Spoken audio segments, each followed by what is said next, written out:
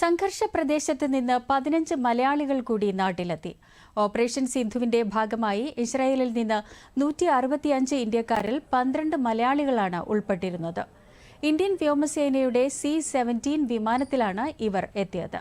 ഡൽഹിയിൽ നിന്ന് ഇന്നാണ് ഇവർ കൊച്ചിയിലെത്തിയത്. ഭയങ്കര ഹെൽപ്ഫുൾ ആയിരുന്നു.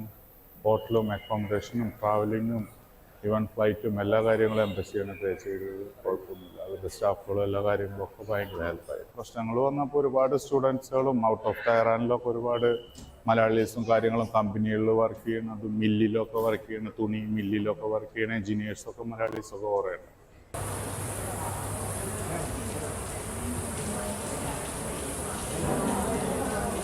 അവിടെ ഞാൻ നിന്ന് സിറ്റിയിൽ കുഴപ്പമൊന്നും ഉണ്ടായില്ല. പിന്നെ അവിടുന്ന് നേരെ മഷദ് എന്ന് പറഞ്ഞ സ്ഥലത്തേക്ക് റീലൊക്കേറ്റ് ചെയ്ത് അവിടെ നിന്ന് നേരെ ഫ്ലൈറ്റ്. വേറെ കുഴപ്പമൊന്നും ഉണ്ടായിട്ടില്ല. വരുമ്പോൾ നല്ല സേഫാണ് അവിടെ. എംബസിയുടെ എല്ലാം നല്ല അടിപൊളിയായിട്ട് ഒരു ബുദ്ധിമുട്ടും ഞങ്ങൾ ഫേസ് ചെയ്തിട്ടില്ല. എല്ലാം ഭയങ്കര ഓക്കെ ആയിരുന്നു. ഒരു ബുദ്ധിമുട്ടും ഉണ്ടായിട്ടില്ല. ട്രാവലായാലും ഫുഡായാലും സ്റ്റേ ആയാലും എല്ലാം നല്ല നല്ല വൃത്തിക്കായിരുന്നു.